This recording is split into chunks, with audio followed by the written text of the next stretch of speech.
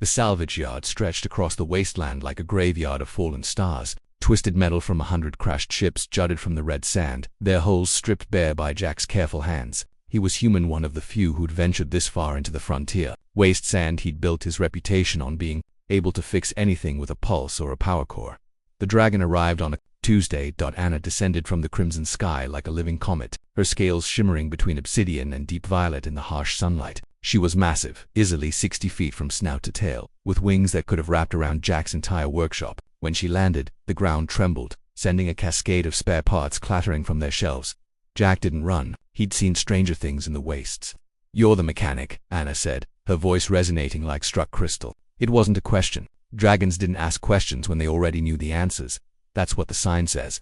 Jack wiped grease from his hands onto his already stained coveralls. "What can I do for you?" Anna's golden eyes fixed on him with an intensity that would have made most sentients flee. "I require leftovers."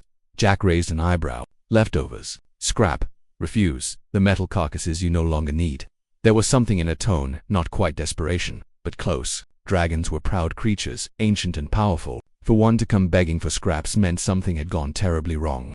"Got plenty of that," Jack said slowly. "But I'm guessing this isn't about starting a collection. What's really going on?" Anna's massive head swung away, gazing toward the distant mountains. For a long moment, she was silent. "Then my nest, the youngling, they're starving." Jack had heard the rumors. Climate shifts in the draconic highlands had driven away the traditional prey. The great hunts that had sustained dragon clans for millennia were failing. Adult dragons could survive on ambient magical energy, but the young needed physical sustenance, metal, preferably infused with the right mineral content. "How many young?" Jack asked. 17. From 3 clutches. Jack whistled low. That was a lot of hungry dragon babies. He walked to the nearest pile of scrap hull plating from a Viridian cruiser, mostly aluminum alloy with trace elements of titanium. Standard stuff. He could spare it easily, but as he looked at Anna's proud profile, at the way she held herself despite the shame of begging, something shifted in his thinking. Humans hadn't earned their place among the stars by doing the bare minimum. They'd gotten there by being audacious, by offering more than anyone expected. "Come with me," Jack said. He led Anna through the maze of salvage to the far end of the yard, where his personal projects lived. There, under a tarp large enough to cover a small house, sat his masterpiece, a half-finished quantum core harvester he'd been building from scrapped parts for 3 years. "What is this?" Anna asked, her curiosity overriding her desperation.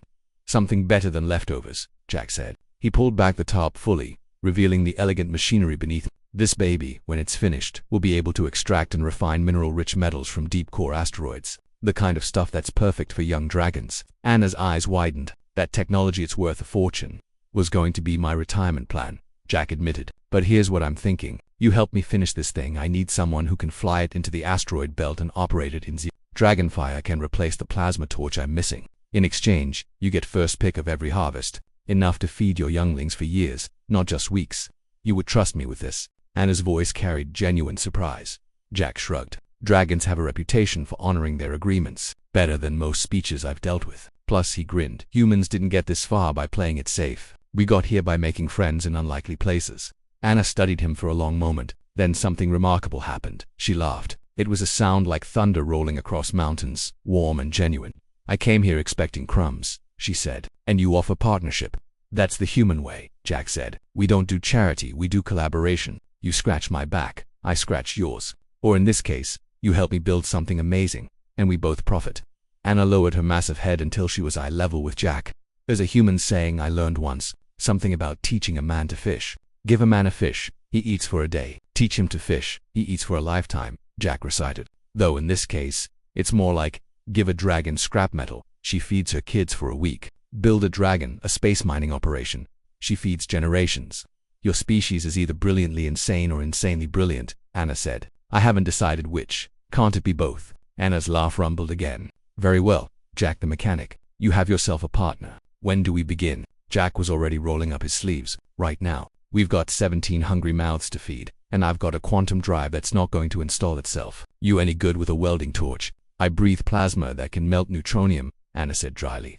"Perfect. You're hired." As the twin suns began their descent toward the horizon, painting the wastes in shades of orange and gold, a human and a dragon bent over a machine that would change both their futures. In the distance, the first stars were appearing, the same stars that humanity had reached for, not with weapons or conquest, but with audacity and an unwavering belief that the best solutions were the ones that lifted everyone up. It was Anna reflected as Jack explained the quantum manifold's intricacies with infectious enthusiasm, the most human thing she'd ever witnessed. And perhaps, she thought, that was exactly what the galaxy needed more of.